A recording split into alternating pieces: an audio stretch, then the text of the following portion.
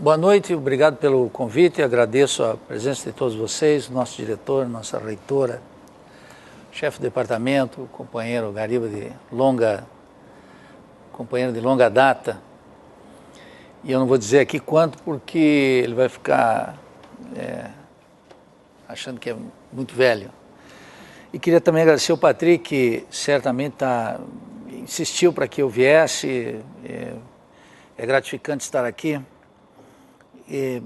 Quando eu cheguei a Florianópolis, vim aqui estudar, aqui nesse lugar aqui existia a escola técnica. E lá na Federal, várias pessoas que estudavam na escola técnica, que se formavam na escola técnica, elas tinham uma característica muito própria quando comparado com os alunos da Federal. É que eles muito faziam a escola técnica e já tinham profissão, e iam fazer a universidade. Então nós observávamos que os caras da escola técnica tinham alguma coisa que era, para mim, soava como mais prático. É assim que aparecia para mim. Era uma apreciação equivocada, não era mais prático. Era algo muito mais valioso, que era mais próximo da realidade brasileira. Só fui descobrir isso muito tempo depois. E fui entendendo que essa diferença que nós tínhamos com os alunos que eram oriundos da escola técnica se dava pelo fato de que a nossa educação era muito escolástica, como é a educação que nós recebemos na universidade. Também estava esquecendo aqui, queria agradecer os companheiros do Centro Acadêmico. O Centro Acadêmico é fundamental em qualquer escola. Quando os alunos não se movem, a escola é morta. Quero dizer bem claramente.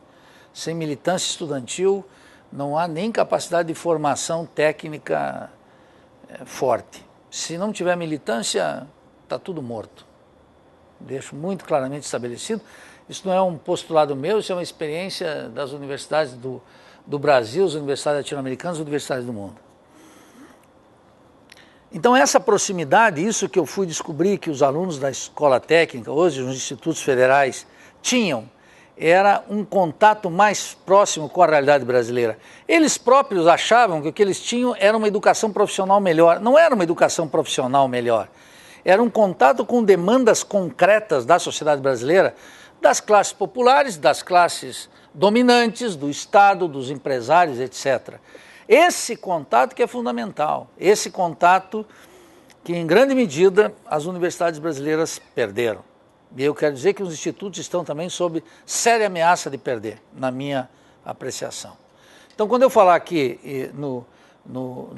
na caracterização, no drama da universidade brasileira, eu quero dizer muito claramente, com todas as transformações que os institutos sofreram, de escolas técnicas até institutos federais, nos planos de carreira, nas funções, na sua expansão, etc., eu estou absolutamente convencido que estou falando do drama da universidade brasileira. Isso que eu vou dizer aqui, vou fazer um marketing, faz parte desse livro que, junto com o professor Valdir Rampinelli, do Departamento de História, nós organizamos há 1 ano e meio atrás, está na 3ª edição, chama Crítica à Razão Acadêmica, Reflexão sobre a Universidade Contemporânea.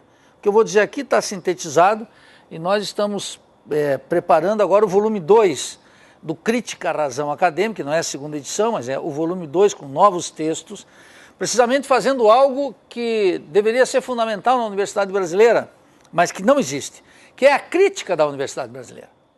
Se vocês buscarem, nós não temos mais na sociedade brasileira livros de crítica da universidade. Está todo mundo tentando gerir a universidade, está todo mundo querendo melhorar a universidade, todo mundo quer avançar na universidade. Eu não estou interessado em absolutamente nada disso, porque isso já está acontecendo. Com o meu apoio, sem meu apoio, com o trabalho de vocês ou não, isso já está automaticamente ocorrendo.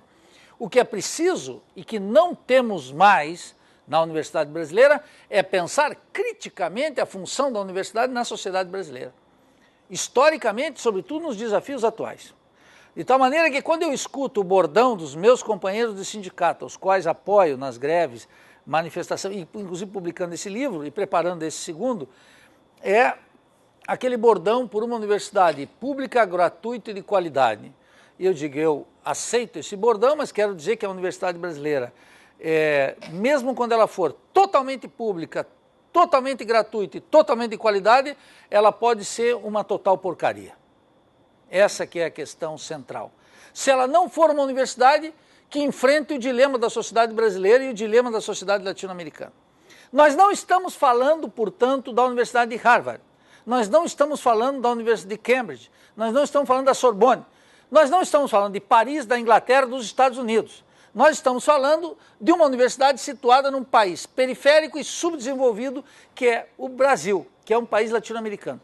Por mais que os meios de comunicação falem todos os dias da emergência de um middle class, uma nova classe média que está dominando e que o Brasil está deixando de ser pobre, toda essa ideologia de quinta categoria que com 2 ou 3 dados a gente já liquida. Também quero dizer que a despeito de apoiar alguns, não de apoiar, de ver com imensa simpatia, por exemplo, o sistema de cotas, quer dizer que ele não melhora nada, nem o Instituto, nem as universidades. Colocar mais pobres aqui dentro, mais miseráveis, mais índios, mais afrodescendentes, tudo que vocês quiserem, não melhora essa instituição, como não melhora a universidade. É muito bom para aquele negro discriminado na sociedade brasileira, porque é uma sociedade atravessada pelo racismo, a sociedade brasileira, organizada pelo racismo, violentamente organizada. É muito bom para aquele sujeito, mas não melhora a situação do país. É muito bom para os indígenas, porque são massacrados historicamente e a sua comunidade agora cresceu. Talvez nós tenhamos 1 milhão de indígenas no Brasil, depois de ter aqui quase 40 milhões.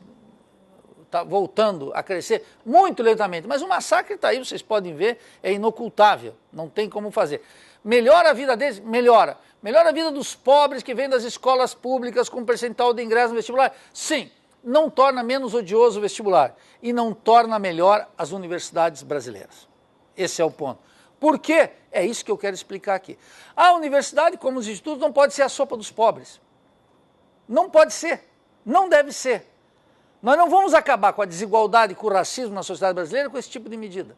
Esse tipo de medida são medidas paliativas que contemplam a consciência liberal e atiça o exclusivismo, o reacionarismo de uma elite brasileira que não topa nem isso. Imagine dividir, de fato, o poder, a propriedade e o prestígio social. De fato, todos esses programas sociais que estão na sociedade brasileira, eles são programas muito bem-vindos para a classe dominante. Vocês vejam que quem reclama do Bolsa Família, das cotas, etc., não são os empresários brasileiros, não são os banqueiros brasileiros, não são os latifundiários brasileiros. Quem reclama são figuras de menor importância que ocupam a televisão, o rádio e a revista. São comentaristas tão caricatos como Arnaldo Jabor e essas figuras detestáveis que habitam os jornais. Mas essa gente não tem importância alguma. A classe dominante brasileira não reclama disso. Por quê? Porque os recursos destinados hoje a um programa como o Bolsa Família, por exemplo, que são muito importantes para aqueles que têm fome, não é meu caso. Eu comi hoje 2 vezes, vou comer hoje à noite e depois vou fumar um charuto cubano. Portanto, não tenho fome. Para aqueles que têm fome e para as crianças brasileiras, comer 3 vezes ao dia é fundamental. Porque se não come, aleja, danifica. O sujeito fica estruturalmente limitado por vida. Então esses programas emergenciais, eles são importantes, sobretudo para aquele que precisa já e agora comer alguma coisa. Precisa comer às 9 da manhã, precisa comer às 2 da tarde, precisa comer às 8 da noite. Mas esses programas, eles são extremadamente baratos, de tal maneira que a burguesia brasileira não reclama disso. Ela manda o Lulinha pagar, manda a Dilminha pagar, e o FHC começou, não tem problema nenhum. Quem vocifera contra isso é a classe dominante racista, branca e que mantém o monopólio do poder no Brasil. Os setores mais importantes, esse diz, pode pagar, é muito barato. Só dou um exemplo. O ano passado, a agricultura familiar no Brasil recebeu 18 bilhões.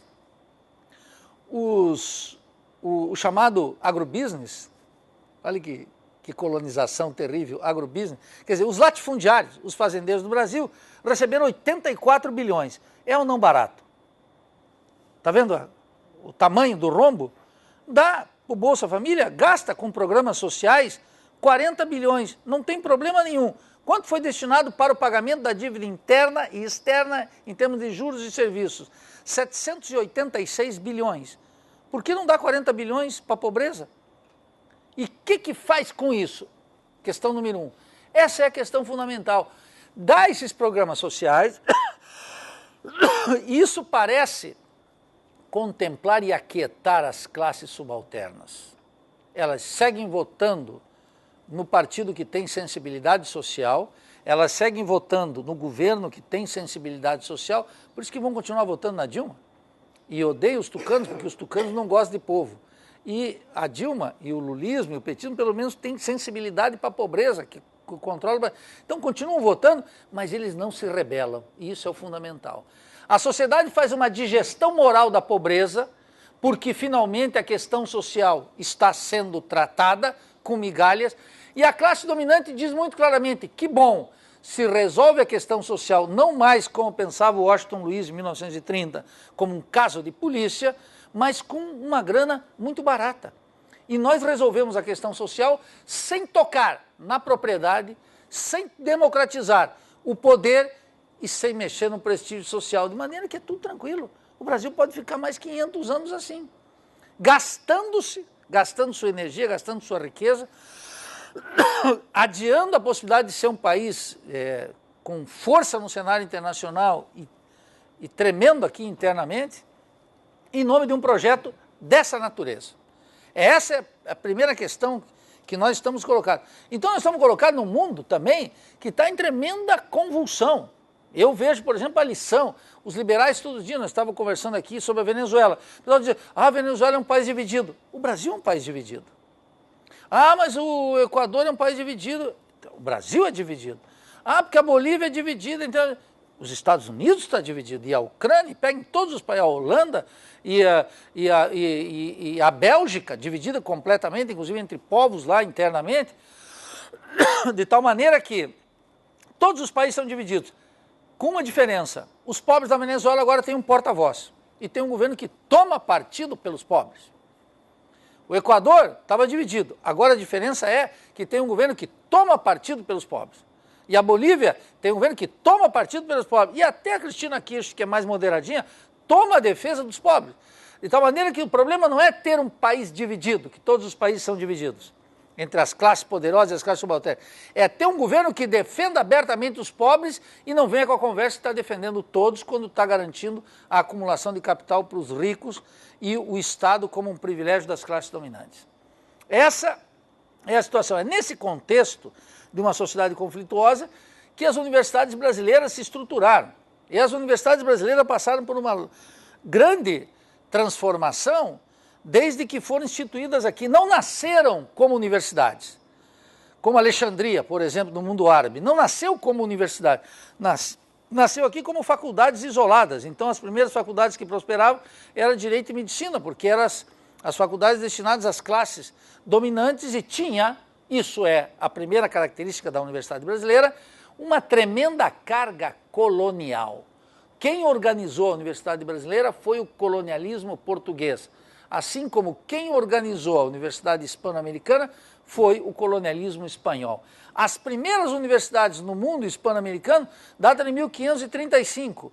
A nossa aqui é século XIX, muito mais tardio, quer dizer que uma universidade como a São Marcos no Peru, ou a UNAM no México tem quase 500 anos. Assim como a Alexandria tem mais de 1000 anos. As universidades europeias têm 500 anos, são universidades novas, até menos do que isso. Algumas universidades, outras têm 600, 700 anos, são universidades recentes comparadas com as universidades árabes.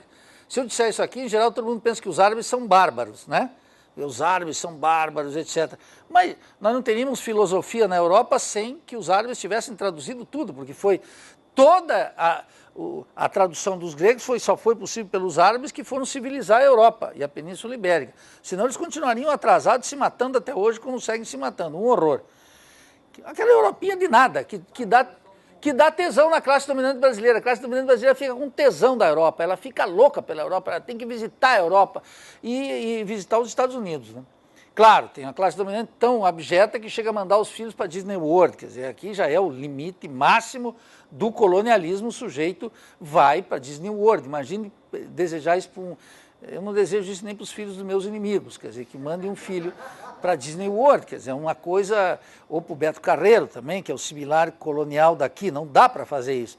Mas eu estou mencionando isso, que é um dado social, para mostrar que as universidades aqui foram organizadas por uma estrutura colonial, da qual nunca se livraram. Primeira hipótese que eu quero discutir aqui, então. Quem organiza, historicamente, as universidades brasileiras, o sistema de ensino brasileiro, é um sistema colonial. Nós tivemos de 1492, ou 1500, até 1822, 300 anos de colonialismo. Como é que as pessoas esquecem isso? Logo, tivemos os processos de independência sob a batuta, sobre a grande gestação revolucionária de Simão Bolívar, que inclui também uma página brasileira muito importante, que é desconhecida em geral, que termina em 1825. Digamos, 1825, todos os países latino-americanos estão formalmente independentes e são países soberanos. De 1825 até hoje, nós não somos mais, portanto, países coloniais, mas somos países dependentes, países subdesenvolvidos. Não somos países emergentes, mercados emergentes, não somos países em processo de desenvolvimento. Isso é tudo ideologia de quinta, sem sustentação sociológica, sem sustentação em conceitos. Isso é uma ideologia modernizadora from United States, que vem aqui habitando a cabeça de sociólogos de quinta que gozam de prestígio dentro das nossas universidades. Mas não tem teoria para sustentar isso, de tal maneira que nós temos 3 séculos de colonialismo e 2 séculos de dependência e subdesenvolvimento, que é onde nós nos encontramos. 500 anos de história, uma história muito curta, da qual as nossas universidades são mais curtas ainda. No Brasil, nós temos 100 e poucos anos de universidade. Pouquíssimo, considerando a fundação da Universidade de Direito da Bahia, a Universidade de Direito do Rio de Janeiro, a Faculdade de Medicina e etc. Um século de universidade, uma experiência pequena. Uma experiência pequena fundamental para nós e que não tem a vitalidade que deveria ter. Então, o que marca a organização histórica da universidade brasileira é essa profunda orientação colonial. Segundo, a universidade brasileira, da qual o exemplo mais acabado é a USP, é uma universidade que nasce para educar os filhos da classe dominante. Nunca foi uma universidade destinada a abrir-se para a nação e para o povo, porque a república aqui sempre teve donos. Nós não tivemos um processo de independência criado pelas massas, como foi, por exemplo, a independência mexicana, como foi, em alguma medida, a independência venezuelana, como foi, em alguma medida, a independência peruana. O nosso processo de independência foi uma negociação entre a elite portuguesa e a família real, que já estava aqui, cuja função fundamental era evitar a participação daquela massa de escravos que estava fora de tudo. De tal maneira que a universidade aqui foi criada, e eu mencionava a USP, não por acaso, em 1932, como parte, 35, como parte da reação da elite paulista contra a Revolução de 30, encabeçada por Getúlio Vargas, que começava a estruturar um projeto de país. A elite paulista é uma elite que resolve dar uma resposta ao governo central localizado no Rio de Janeiro, criando a USP, a mais atrasada e reacionária universidade brasileira, embora a mais importante universidade brasileira. Olha o drama. É uma universidade criada das entranhas da derrota da classe dominante paulista em 1930 para Getúlio Vargas e as forças que organizam e modernizam o Estado brasileiro, na forma de contra-revolução, cria uma universidade para criar, segundo aquilo que Florestan de maneira generosa disse, um liberalismo ilustrado, que nunca conseguiu. Fez a Universidade de São Paulo. Essa Universidade de São Paulo não tinha nenhuma liderança intelectual no Brasil até 1964. A liderança intelectual do Brasil estava situada no Rio de Janeiro e tinha um centro da mais alta importância, que era o ISEB, o Instituto Superior de Estudos Brasileiros, do nacionalismo brasileiro, que reuniu os maiores intelectuais do Brasil, entre os quais a figura da sociologia, que vocês certamente nunca ouviram falar, mas é o maior intelectual brasileiro de todos os tempos, que se chama Alberto Guerreiro Ramos. Um baiano, brilhante, homem da literatura, homem da sociologia, que era indiscutivelmente na década de 50 a maior figura intelectual que o país teve. Ele não gostaria que eu dissesse, mas ele era negro. Ele não gostaria, mas eu estou registrando porque ter um intelectual da estatura de Alberto Guerreiro Ramos, um sujeito que escreveu nada mais nada menos que um livro chamado A Redução Sociológica, que é um clássico da sociologia brasileira, autor que nunca entrou na Universidade de São Paulo, porque a Universidade de São Paulo foi criada contra a crítica aguda de Alberto Guerreiro Ramos. Essas figuras que dominavam o debate intelectual no Brasil até 1964 foram soterradas pela ação do golpe militar de abril de 64, da ditadura militar e as forças de Washington, que derrubaram o maior governo, o governo mais importante que nós tivemos na história do Brasil, que é o governo de João Goulart. É só vocês pensar, por que tivemos 21 anos de ditadura? Porque o João Goulart era mulherengo, bêbado e latifundiário? Não, é porque o João Goulart colocou na pauta do Brasil algo fundamental, reformas. Reformas conduzidas pelo povo, muito diferente do que nós temos hoje. Qual é a característica fundamental do governo da presidente Dilma e do presidente Lula? É que eles jamais convocaram o povo para uma luta. Podem observar, vocês podem gostar ou não do Lula. Qual é a característica do Lula e da Dilma? Nunca convocaram o povo para uma luta. Por isso que Chaves, por isso que Evo Morales, por isso que Rafael Correa parecem aqui raro e são satanizados na televisão pelos professores universitários, porque eles convocam o povo. Essa aprendizagem do povo lutando por suas reivindicações é algo que pode desaparecer o líder e fica na experiência popular. É isso que nós não temos aqui. Essa experiência, ela era muito importante até 64 com João Goulart. João Goulart foi um líder de massas que quis fazer aqui a reforma agrária, a reforma bancária, a reforma urbana, e exatamente contra ele, seu governo e a experiência popular que o apoiava, é que se criou uma ditadura apoiada pela elite brasileira, pela igreja brasileira e pela embaixada de Washington no Brasil, que colocou o Brasil em 21 anos de ditadura. Essa ditadura organizou e turbinou o sistema universitário brasileiro. O sistema universitário brasileiro, essa universidade que nós temos hoje, ela foi uma universidade criada e sustentada durante a ditadura militar. O sistema de pós-graduação brasileiro, que é um motivo de orgulho da raça, não meu, mas todo mundo acha que é uma maravilha, etc., o que é uma ignorância, mas eu compreendo as razões pelas quais se formou essa opinião pública, é um sistema de pós-graduação que se organizou durante a ditadura. Se organizou durante a ditadura. O CNPq, a CAPES, todos os instrumentos de fomento à pesquisa se fortaleceram, não foram criados, mas se fortaleceram durante a ditadura. De tal maneira que a vida intelectual que era centrada no Rio de Janeiro desapareceu e cedeu para o coração burguês do Brasil, que é a emergência da Universidade Paulista e, sobretudo, da USP. Junto com ela, foi criada uma outra universidade, que é a Universidade de Campinas, a Unicamp. Uma universidade que foi criada, em primeiro lugar, como curso de pós-graduação, e depois fez os cursos de graduação. A Unicamp nasce para isso, nasce articulada intimamente com as multinacionais. E nasce sob a batuta desse Severino Vaz. Severino Vaz, que dá nome ao campus da Unicamp. Vocês vão lá, é considerado um grande educador paulista. Quem é Severino Vaz? Severino Vaz é o interventor pela ditadura na Universidade de Brasília, a universidade criada por Darcy Ribeiro para renovar intelectualmente o Brasil.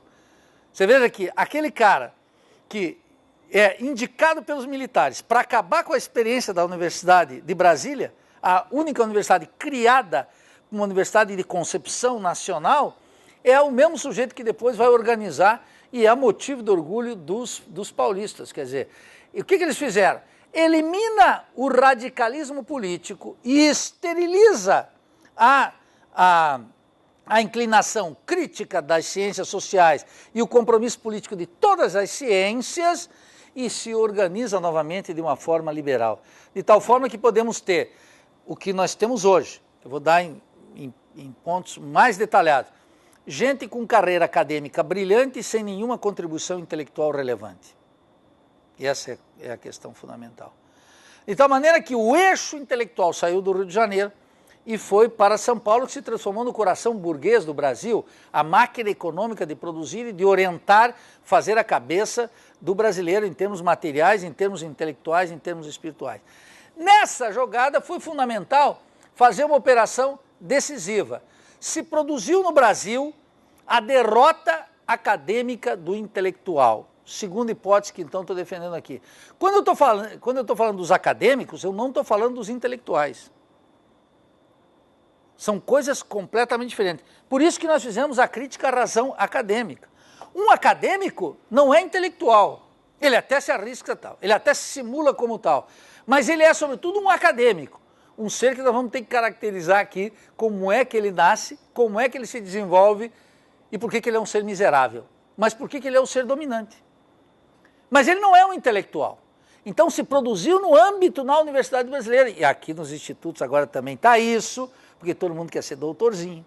E tem que fazer o doutorado, mas não ser doutorzinho, mas o pessoal quer ser doutorzinho. Quer publicar o paperzinho, quer ficar um ser colonizado, completo e abobado, como a maioria dos doutores das universidades federais. Vocês ainda podem liquidar isso, ainda podem aprender com a nossa catástrofe. Eu duvido muito, sou muito cético. Mas podem, deveriam. Eu vou exibir aqui as entranhas dessa desgraça, dessa gigantesca catástrofe que se produziu na Universidade Brasileira.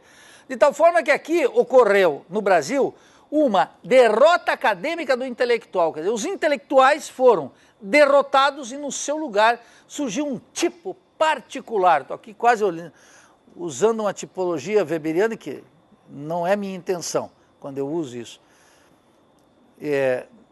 Surgiu esse sujeito chamado acadêmico. Esse acadêmico tem algumas características históricas. Em primeiro lugar, ele está orientado colonialmente. Ele é um ser propenso, absolutamente formado, sensibilizado, aberto completamente para o que nós chamaríamos de maneira genérica influência estrangeira. Ele não apresenta isso assim, e muito menos como eu apresento. Ele é o objeto fundamental do colonialismo, ele é o reprodutor do colonialismo. Ele se apresenta aqui como um sujeito cosmopolita. E ele defende aqui um saber supostamente universal. A versão mais acabada disso não poderia existir, agora está aparecendo, é o programa mais abobado criado pelo um governo, que é essa ideia de ciência sem fronteiras. Como no mundo capitalista, no mundo orientado pela aquisição e registro de patentes, pode existir um programa tão abobado, tão ignorante, tão a favor das multinacionais dos países centrais, que é um programa tão candidamente apresentado para os jovenzinhos como ciência sem fronteira, como se a ciência não tivesse fronteira, como se você, quando fosse ali na farmácia comprar uma aspirina, não estivesse pagando royalties para a Bayer. Entendeu? Então, ele se apresenta como um sujeito cosmopolita, como um sujeito que odeia o nacional, que odeia o nacionalismo, que duvida da existência de cultura brasileira, porque nós temos uma sociedade humana, uma sociedade global.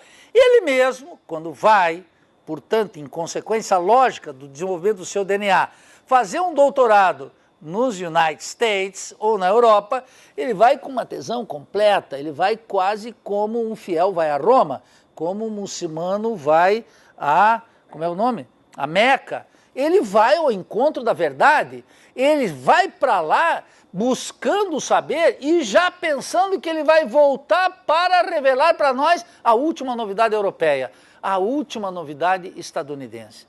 Ele é um bocó colonizado completamente, mas ele aparece aqui como doctor, sacou?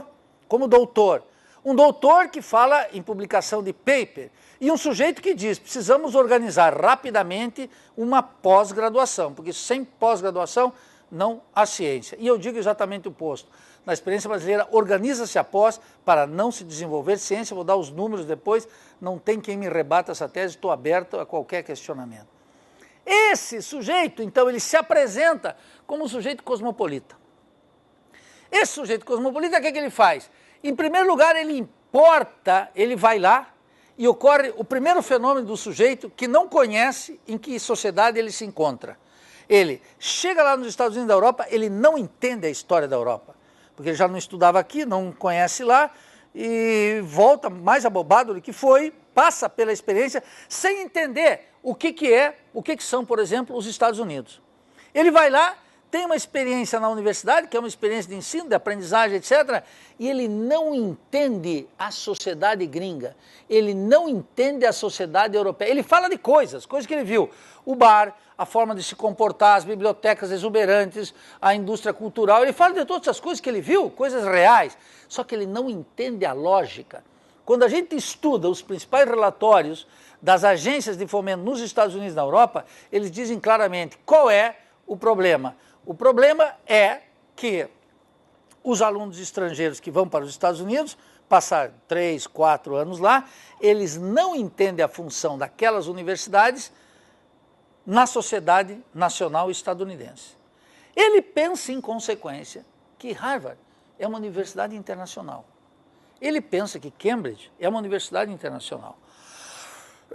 E ele pensa que a Sorbonne é uma universidade internacional. E ele se esquece de algo elementar. Se ele for falar para um gringo que Harvard é uma universidade universal, o gringo médio que paga imposto vai dizer, não, Harvard é uma universidade gringa, nacional, feita para a grandeza e orgulho dos estadunidenses. Mais nada. Essa é a primeira coisa. Segunda, aquilo que Hirschman... Hã? Mas o sujeito podia ir e entender como é que funciona a sociedade gringa. Estudar a sociedade gringa. Mas ele não estuda, ele fica vendo a caricatura. Ele não estuda a Guerra da Independência, Alexander Hamilton, o expansionismo gringo, ele não estuda isso. Ele vai lá e pega de maneira cosmética, pensando que no bar com os amigos, nas jantas, etc., nos passeios e nos Apalaches, ele vai entender alguma coisa, numa viagem para Nova York e outra para Boston, e tirar foto na neve e agora colocar no Facebook, ele fica achando que aquilo ele está pegando. Ele não está, é um abobado, porque para pegar você tem que estudar aquela sociedade, entender seu dinamismo, acompanhar sistematicamente, etc. Ele não consegue fazer isso. Ele nem sabe que tal coisa existe. Então ele pega e pensa que essa universidade é uma universidade cosmopolita. Outro ponto fundamental, é só uma universidade para a grandeza dos Estados Unidos. E ele está indo lá, não por outra coisa, a não ser para aumentar a grandeza dos Estados Unidos, e vou mostrar como ele faz isso de maneira ingênua. Não é que nós, primeira coisa, não é que nós somos inúteis. Ao contrário, vocês têm que entender uma coisa, tanto na Europa quanto nos Estados Unidos, essa imensa máquina capitalista de produzir riqueza e destruição, é uma máquina que não produz a quantidade de técnicos e doutores suficientes para tocar aquela engrenagem. Então, se vocês tirarem, por exemplo, hoje dos Estados Unidos, todos os enfermeiros do sistema de saúde, os enfermeiros latino-americanos dos Estados Unidos, para os hospitais gringos, para o sistema de saúde gringo, para dar um exemplo. Segundo, se os Estados Unidos não importarem uma quantidade imensa de técnicos em TI, se não importarem técnicos em computação, a máquina lá não funciona. Então eles têm, eu lembro os dados, eles têm todos os anos 15, 16, 17 bilhões de dólares destinados a garimpar gente no mundo inteiro e levar para lá. Por exemplo, a Universidade de Harvard faz seleção dos melhores estudantes brasileiros em São Paulo agora. Pega esses estudantes, dá uma bolsa de estudo e leva lá. Por isso que eu digo que o Sem Fronteiras é um horror, porque ele ainda financia com o nosso dinheiro os estudantes que vão para lá, que entram naquele sistema e entram lá num sistema. Qual é o sistema nos Estados Unidos? É um sistema que articula empresa privada, multinacional, tremendo orçamento público e universidades. Igualmente públicas, porém pagas. Tem um tremendo orçamento, tá? Mas as pessoas pagam. Esse trio articulando lá necessita chamar gente do mundo inteiro. Por que tem o programa Erasmus, todos esses programas aqui?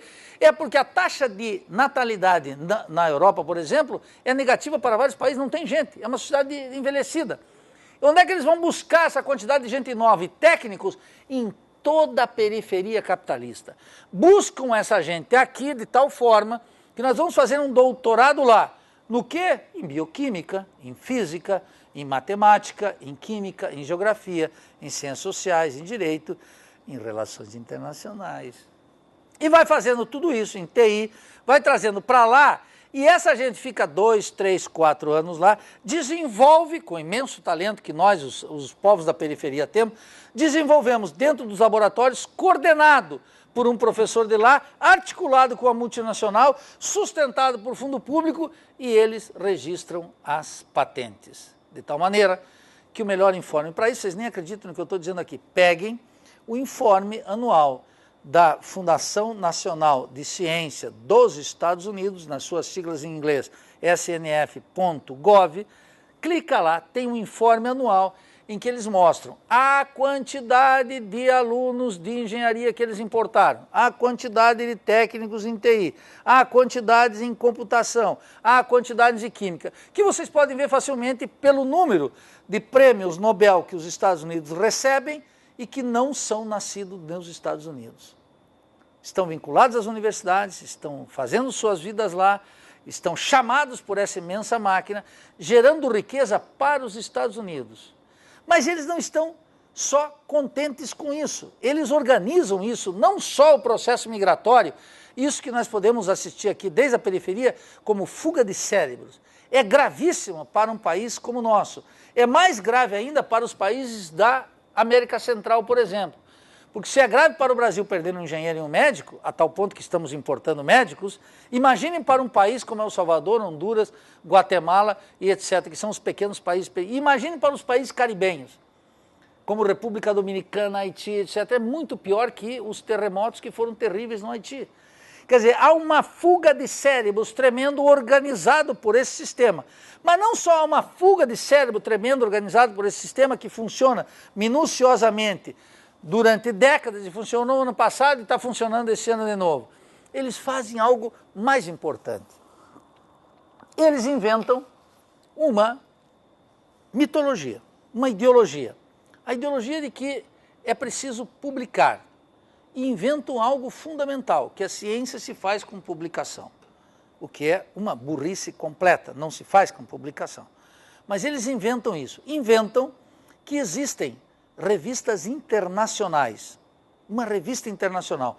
Eu, quando eu vi isso a primeira vez, uma revista internacional, eu fiquei muito curioso e disse, isso eu tenho que encontrar uma revista internacional, porque já tenho o complexo de ter nascido em Joaçaba e vindo para cá, e meio colono, então como é que uma revista internacional, nunca vi uma revista internacional, eu queria me encontrar com uma revista internacional, fiz um esforço total até que eu descobri que eu nunca vi uma revista internacional, porque tal coisa efetivamente não existe.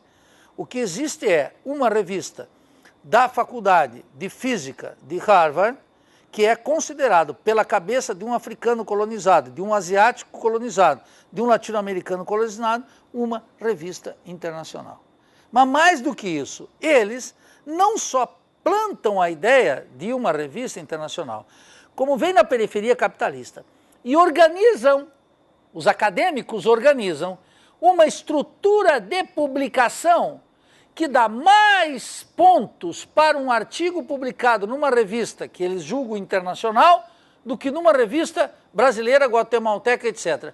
E nem é uma revista internacional, é só uma revista da Universidade de Boston, é só uma revista da Universidade de Harvard, é só uma revista da Universidade da Sorbonne, uma revista de uma universidade nacional francesa, e às vezes de universidades muito menos prestigiadas dentro da França, dentro dos Estados Unidos, ou em qualquer país europeu, universidades periféricas, que conseguem colocar aqui, por obra e graça, decisão nossa, das autoridades brasileiras, que diz que uma revista de química, de física, de matemática, de história, de geografia, de relações internacionais, dá mais pontos para um pesquisador aqui se publica lá do que nas próprias revistas. Isso que em si mesmo já é um escândalo, tem consequências terríveis do ponto de vista científico e do ponto de vista econômico. Vou dar um exemplo. Essa política foi introduzida no Brasil por aquele ministro que deveria ir a julgamento público, já faleceu, mas teria que ter tido um juízo público, que era o Paulo Renato. Paulo Renato instituiu aqui no governo do presidente Fernando Henrique Cardoso, no primeiro governo, esse sistema que alguns chamam de publicar ou perecer, cuja vitalidade do acadêmico está dada pela quantidade de artigos que publica. A quantidade de artigos que publica. E dá mais ponto para um programa de pós-graduação se ele publica numa revista internacional, considerada internacional, do que numa revista nacional. Eu vou dar 3 ou 4 exemplos do que a desgraça que isso significou.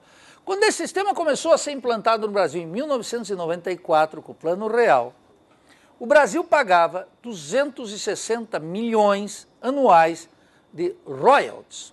Royalties, esse das patentes, que é oposto ao mundo da Branca de Neve e dos 7 anões da Ciência Sem Fronteiras, do Pateta e do Tio Patinhas. Sacou? Então, em 94, o Brasil pagava 260 milhões de dólares de royalties.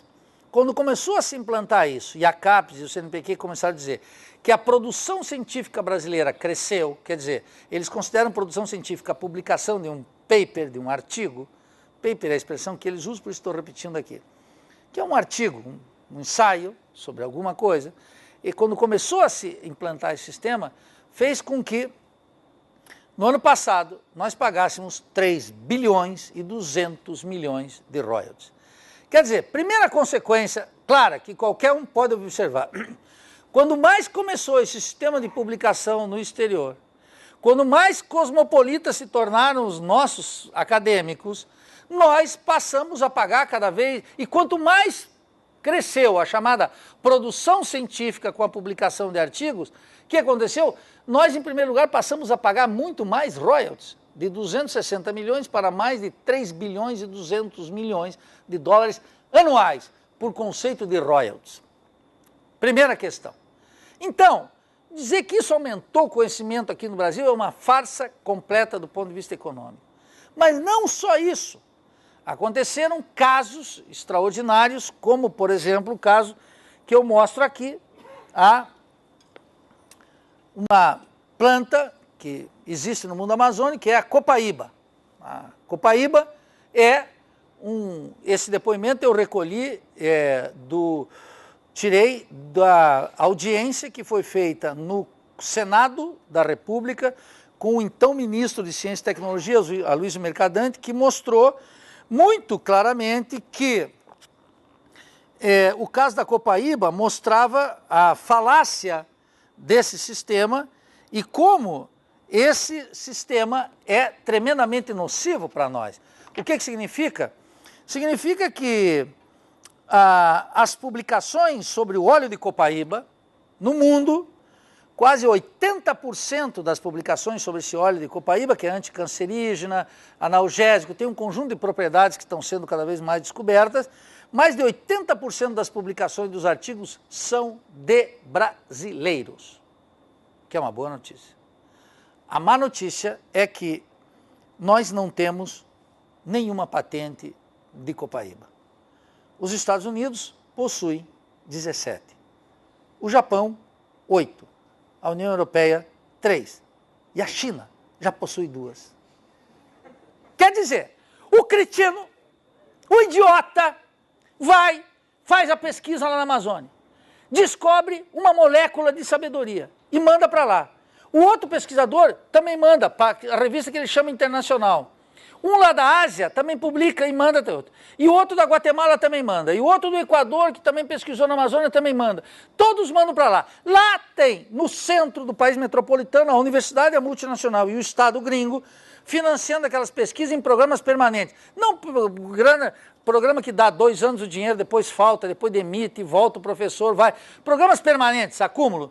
Eles pegam toda essa informação que nós passamos gratuitamente para eles, porque é um paper que o professorzinho colonizado aqui publica lá, eles pegam tudo isso, fazem pesquisa permanente, chegam a conquistas científicas e tecnológicas, registram as patentes e o professor colonizado, abobado, completo, ignorante de pai, mãe, quarteirão, pega o artiguinho dele publicado em inglês, in English, you know, chega, dá 10 pontos para a pós-graduação dele, vai na farmácia e compra um analgésico, paga royalties com o trabalho dele, que o cretino não sabe que ele ajudou, paga, enriquece os Estados Unidos e empobrece a nossa vida material e científica. Mas desfila aqui no Instituto e lá na Federal com um paper publicado em inglês. Que é bicho mais ignorante que isso? O operário que está sobre alienação capitalista na fábrica não é tão alienado quanto esse professorzinho que tem um doutorado, que estudou nos Estados Unidos e na Europa e que não entende que tem um sistema mundial de produção de conhecimento que expropria dele a molécula de saber que ele não sabe para que usar, que tem um outro guatemalteco que não sabe para que usar, que tem um equatoriano que não sabe para que usar, mas que tem um gringo lá nos Estados Unidos que chama ele para ele ficar uma temporada lá, para ele trabalhar no laboratório, dá uma bolsinha para o cretino, leva ele para o Walt Disney, leva ele para Boston para ver neve, para tirar fotografia e postar no Facebook, paga uma bolsinha para ele, ele vai e ele trabalha de graça para os Estados Unidos. Aqui se organizou em toda a periferia, na África, na Ásia, na América Latina, esse sistema que foi imposto pelo Banco Mundial e adotado por nós gratuitamente. O sistema de pós-graduação brasileiro, portanto, está montado. Esse é o acadêmico. Esse é o acadêmico vitorioso. Mas, se ele quiser pegar esse artigo publicado na The Nature ou outra revista qualquer, agora o Prêmio Nobel de Medicina detonou a The Nature, viu o que ele falou, o Prêmio Nobel? Disse, olha, a The Nature publica aquilo que a indústria quer, não aquilo que é o necessário para o avanço da ciência. Tem um artigo que está rolando na internet, pega o último Prêmio Nobel, já vai lá pegar, e eu acho que até tem versão já em português desse artigo. Mas está lá ele descendo a lenha nas revistas chamadas de mais prestígio, porque quando o sujeito publica lá, ele tem que pagar para publicar lá. E depois, se os meus alunos quiserem ter acesso a esse artigo que tem publicado, tem que comprar o próprio artigo. E o cretino idiota não sabe disso, ele acha que é orgulho. E ele vai lá na reunião do departamento e diz, pô, mas tem que ter estímulo para publicar e temos que ter dinheiro para comprar também. E aí a CAPES vai lá e paga mais 280 milhões de dólares por ano para ter o acesso dos bancos de dados, etc., internacional, dos quais grande parte da produção é de pequenas moléculas de verdade colocadas pelos acadêmicos da periferia, sem que ele tenha domínio do sujeito. Esse sujeito, ele aparece aqui como não colonizado, ele aparece aqui como não alienado, e ele é tudo isso. Ele aparece aqui como um sujeito de prestígio, e ele é um ignorante completo, não sabe o fundamental de como funciona esse sistema. E é esse sistema que está fazendo a roda girar. Não é um sistema imune aos estudantes, porque esse professor tem um certo charminho quando ele entra. Ele fala calmo, não fala como eu, ele tenta parecer neutro do ponto de vista político, ele não tem posições, entendeu? Não é alguém como eu, que já me declaro socialista, bolivariano, revolucionário, chavista, tudo que tiver de ruim, já de cara.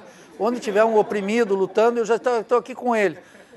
Então, quer dizer, ele aparece como alguém elegante, clean, entendeu?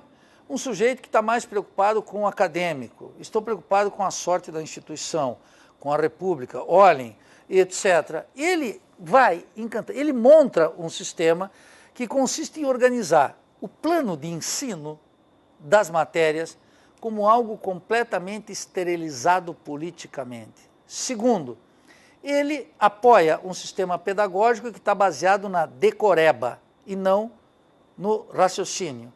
Tem escasso rigor científico, embora ele tenha uma pose e uma panca que parece que vocês estão tendo aula com Einstein. Ele fica na ideia de que publicar é decisivo.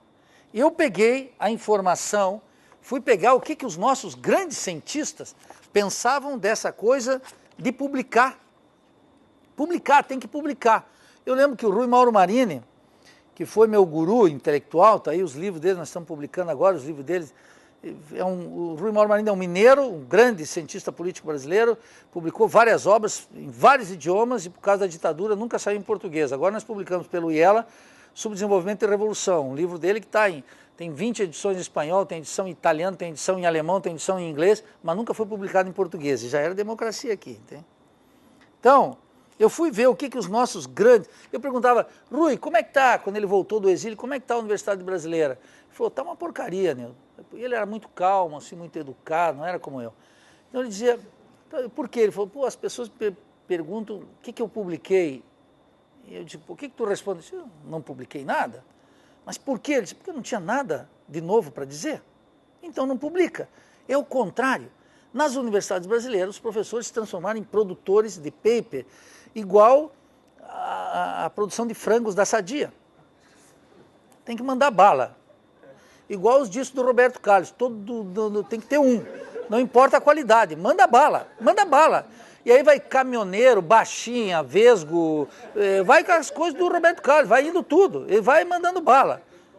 Ele vai, e agora picanha, e friboi, vai tudo. Então, eu fui ver o que os grandes cientistas brasileiros pensavam disso, como é que tinha sido a vida deles. E fui pegar, por exemplo, gente como o Mário Schember, esse físico extraordinário, baiano, comunista também, diga-se de passagem, que trabalhou nos Estados Unidos, e junto com o outro físico nacionalista, já vou lembrar, está posto aqui no livro, meu Alzheimer está me complicando, mas eu coloco aqui as declarações deles. O Leite Lopes, o Zé Leite Lopes. O Leite Lopes diz assim, pois é, trabalhou no projeto Manhattan, estavam no projeto, nas bordas do projeto da bomba atômica, estavam nos Estados Unidos, viviam no campus onde estava Einstein, quer dizer, reuniam com os sujeitos. E o Mário Schember disse o seguinte, um sujeito com muito mais autoridade que a maioria de todos nós, evidente, e ele escreveu um texto muito bom, que está publicado numa revista da USP, contraditoriamente, que chama Formação da Mentalidade Científica. E ele diz o seguinte, há uma diferença muito grande entre fazer uma tese e fazer ciência. Nós fazíamos ciências. Muitas vezes os trabalhos nem eram publicados. O Fermi da química, da física, esse grande cientista, não era muito favorável à publicação de trabalhos. Achava que as pessoas deviam publicar muito pouco. Devia, sim, ter muitas ideias e guardá-las, escritas em sua gaveta, e não publicá-las à toa. Devia publicá-las apenas quando fossem ajudar o desenvolvimento da ciência. Então, o que nós fizemos? Pessoalmente, me permitam dar um exemplo pessoal, eu saí da pós-graduação de economia e não vou mais em defesa, me convidam, não vou mais para defesa de banca de mestrado e doutorado. Desisti, já não vou mais, nem a menor chance, não vou lá porque é uma repetição horrível. Os alunos fazem, orientado pelos seus professores, uma repetição, uma leitura mal feita, um campeonato de citação, um estilo literário horroroso que ninguém pode ler aquilo. Quem lê um Lima Barreto jamais vai ler de maneira sossegada uma dissertação, uma tese de doutorado, porque é uma chatice completa, o sujeito não sabe escrever, não tem como fazer aquilo. Aqui se tu lê Zé Lins do Rego, por exemplo, tu nunca mais lê uma tese, exceto se estiver no período de carnaval, assim já na sexta-feira, mais ou menos turbinado, aí tu vai porque é para ler. É uma chatice. Eu participei de banca, foi aí que eu comecei a me dar conta que o orientador dormia. Eu participei de banca em que membro externo não tinha lido a tese. De tal maneira que eu disse, eu não participo mais dessa farsa. E tomei uma decisão de sair do sistema de pós-graduação. E quando saí, quero dar, só por isso é valioso, talvez, as pessoas dizem, bom, agora caiu na marginalidade, porque não existe vida inteligente fora da pós-graduação. E eu digo, não existe vida inteligente na pós-graduação. O trabalho que eu tenho com os alunos na graduação é onde a vida pulsa. É ali que a vida pulsa. Os estudantes entram na universidade, como eu entro aqui, na primeira, na segunda e na terceira fase, a fim de fazer tudo. E na terceira fase nós esterilizamos eles, castramos eles. O currículo, a forma repetitiva dos métodos pedagógicos, a incompetência dos professores, a falta de espírito científico, o clima horroroso intelectual nas instituições, não tem um clima intelectual, tem um clima acadêmico, vai desestimulando lentamente. O aluno vira um sobrevivente. Na quarta fase, ele está no meio do rio, ele disse, bom, agora eu não vou voltar, eu vou até o final e eu não vou mais me importar com absolutamente nada. Ele se torna uma ameba. Ele fica ali, morto, como uma folha de alface, posta, cuja única função é, entra o professor, ele já sabe como é que o professor faz o exame, ele se prepara para passar, ele estuda aquele negócio, não é muito difícil, porque é tudo repetitivo, etc. E ele quer terminar, ele quer sair, ele é um ser angustiado, quer ir embora, porque isso aqui não estimula intelectualmente e não dá rigor científico para ele. É esse processo, no seu conjunto e outras tantas coisas que eu precisava dizer aqui, é que eu chamo de processo de morte acadêmica do intelectual, derrota acadêmica do intelectual. Para não deixar nenhuma dúvida, um sujeito pode ir para os Estados Unidos e aprender? Pode. Se tiver uma oportunidade de ir para os Estados Unidos, vá. Não deixe de fazer. É bom fazer um doutorado? Pode ser muito bom, via de regra não é. Pode ser. Pode ser. O sujeito fica aí, vou para a Europa, que nem encontrei uma aluna de antropologia lá no CFH, eu conversava sempre com ela, ela sumiu durante um tempo. E aí, de repente, eu encontrei ela de novo lá no bar do socioeconômico e falei, ui, minha querida, onde é que você está, que você sumiu, bababá? Ela falou, pois é, fiquei um ano na França. Aí eu falei, ah, que bom, e como é que foi esse um ano na França? Curioso já, porque ali tem matéria-prima, eu já sei que vem. Aí ela falou assim, pô, maravilhoso, sabe que em termos de literatura, a gente não deve nada aos franceses. Aquilo era de manhã, eu disse, não, ganhei o dia, isso aqui, porra, que bom, uma coisa tão... Falou, Nildo, nós estamos lendo aqui tudo que eles leem lá. E o que nós lemos aqui? Os livros dos autores franceses. Pierre Derrida, Pierre Bourdieu e todas as modas acadêmicas, as modinhas acadêmicas, que vêm e vão. Quer dizer, a guria nem se tocou, disse, nós estamos atualizados. Nós estamos atualizados porque eu fui lá, e eles estão lendo aquilo que nós lemos. Quer dizer, nós é que estamos lendo o que os franceses leem. Mas um Pierre Bourdieu, um Derrida e tantos outros têm sentido na sociedade francesa. É como Elvis Presley, que me parece brega pra cacete. Mas em Memphis tem uma lógica. Um cara de Memphis que escuta Elvis Presley vai dizer, pô, que baixo isso aqui. Agora, para um cara que é criado em Jacques do Pandeiro, vai dizer, pô, esse Elvis Presley é muito fraquinho. Que não tem a ver conosco. Não é que tu não possa admirar aquilo, mas tu tem que entender de onde é que está o contexto que aquilo nasceu. Com a cultura é assim, com a ciência também é assim. Então veja, esse acadêmico ele é um ser colonizado, ele traz para cá, como virtude, aquilo que é a nossa derrota econômica e o nosso escravismo, e escravagismo intelectual e a nossa perda de vitalidade científica. E nós estamos fazendo programas como esse para entregar, financiado por nós, um conjunto de estudantes supostamente que vão lá aprender o domínio do idioma. Agora começaram a aparecer os dados, então está complicado porque uma grande parte dos nossos estudantes vão lá e não conseguem aprender o idioma, como tampouco conseguem aprender muita coisa. E qual é a surpresa? Nenhuma. Toda essa grana tinha que ser colocada para fortalecer a escola nacional, de baixo até em cima.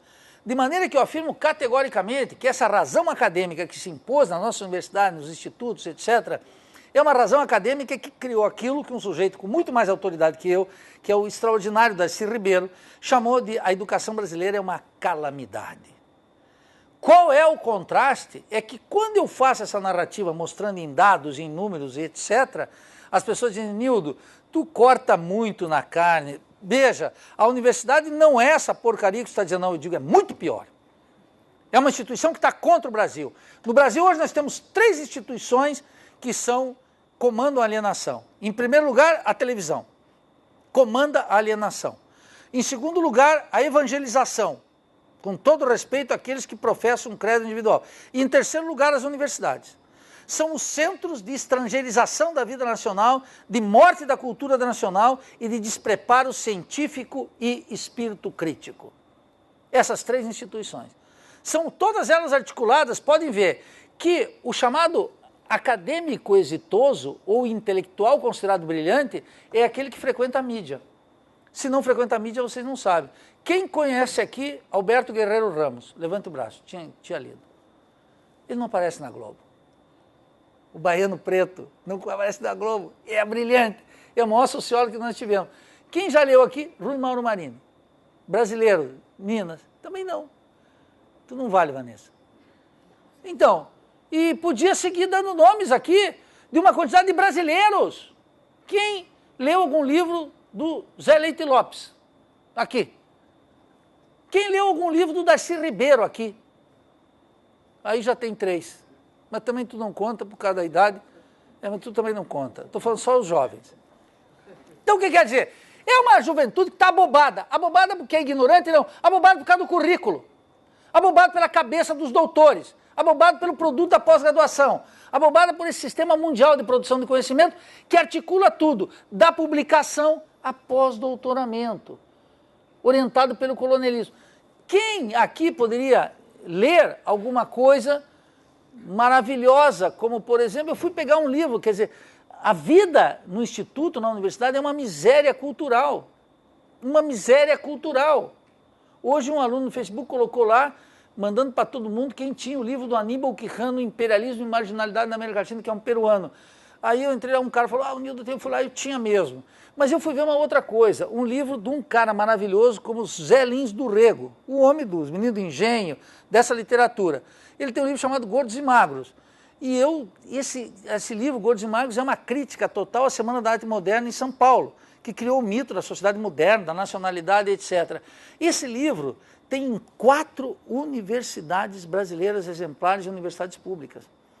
E eu fui lá e paguei 400 pila para comprar esse livro na estante virtual. Quis nem saber o que eu disse. Não é possível, não tem na universidade, não vão me emprestar, eu tenho que ler isso aqui, isso é um livro proibido. E é um livro proibido. Entendeu? Porque quem é que vai pagar 400 prata para isso? Ninguém. Então fui lá, fui ver o que tinha no livro. É um livro proibido, porque é um livro que detona a Semana de Arte Moderna em São Paulo. Por quê? A Semana de Arte Moderna de 22 de São Paulo e a USP, Orgulho Paulista, que é Orgulho Burguês. Estava acontecendo na Paraíba, no Rio Grande do Sul, em Recife, um conjunto, uma explosão cultural que parece que tudo aconteceu em São Paulo na Semana da Arte Moderna.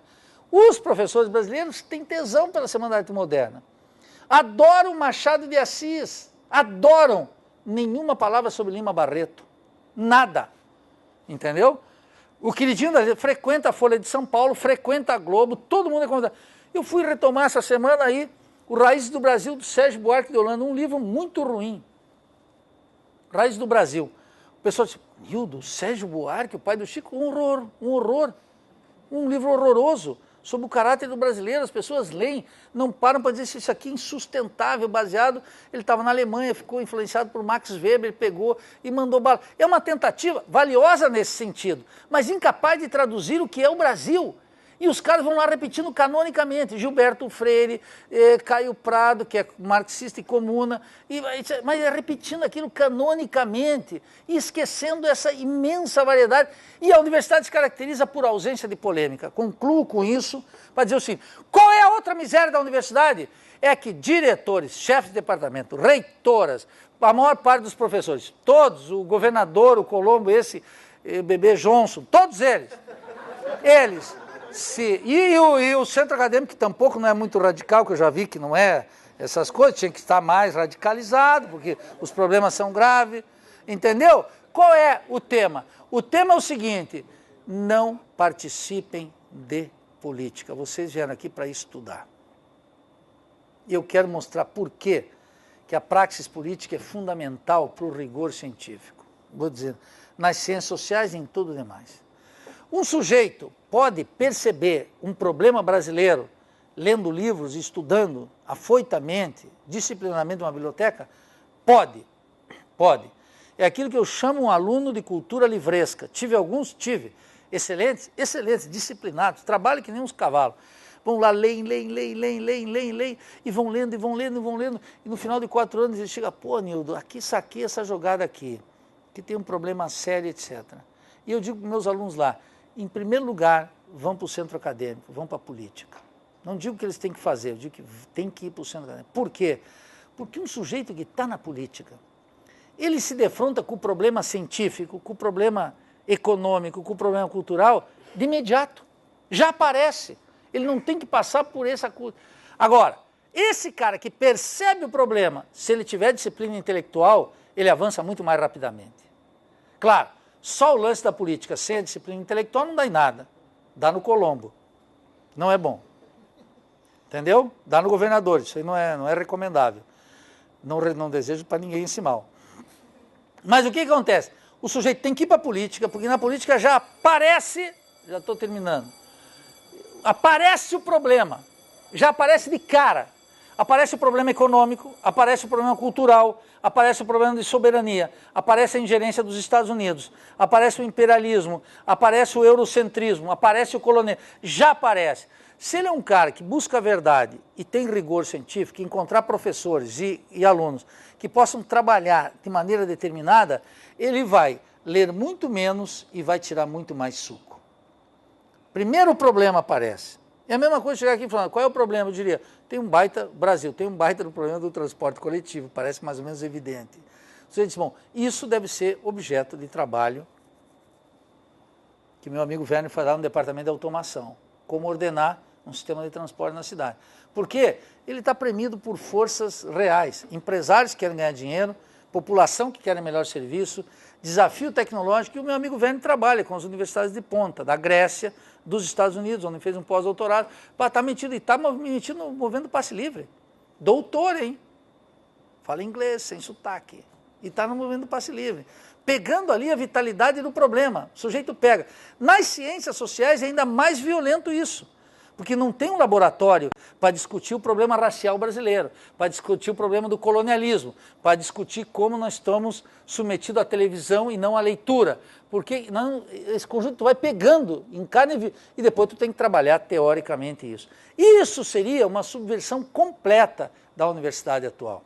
E nós teríamos que fazer uma universidade com raízes nacional, uma universidade voltada para os problemas brasileiros e aberta. Qual é a característica essencial da universidade brasileira hoje? Em função dessa vitória acadêmica, ela está fechada sobre si mesma. Quem avalia a minha tese? São os doutorinhos daqui. Quem analisa a minha progressão funcional? São meus coleguinhas pares. Quem estabelece os critérios para crescer? A minha incompetência. Eu publico 3 artigos por ano e digo, bom, olha aqui, quem não publicar 3 artigos tem que ficar para trás. Entendeu? E o cara que tem 10, disse quem? E quem vai ler os artigos? Também são os pares que dão na revista científica. E vão tudo companheirinho. Então, tu é diretor de uma revista científica, eu te convido para você vir numa conferência aqui, eu te mando um artigo, tu me cita, o outro vai... É tudo uma coisa entre nós mesmos, não passa por validação social do conhecimento. E não passa nem no financiamento. Eu vejo o financiamento da FINEP, da CAPES e do CNPq. Dão para os mesmos pesquisadores, a despeito deles nunca registrarem patentes. Dão 10 milhões, depois dão outros 12 milhões, depois dão 20. Na FAPESC, aqui no estado, também é assim. O sujeito ganhou 1,5 milhão, só pode ganhar outros 500 mil se mostrar resultado. Aqui não tem isso, ele apresenta um novo projeto, apresenta as publicações dele, que são os papers, que é zero, não vale nada, e ele ganha de novo, ele tem influência, ele elegeu o comitê que vai julgar, o comitê científico, são amiguinhos, tomam vinhos juntos, e de vez em quando cheiram também junto, são amiguinhos, vão na mesma praia, frequentam as mesmas casas, gostam da mesma roupa, adoram os Estados Unidos, entendeu? E de noite ainda, de se vacilar, no último trago estão falando inglês entre eles, entendeu? Esse é o ponto. A universidade com isso, gente, se fechou sobre si mesma.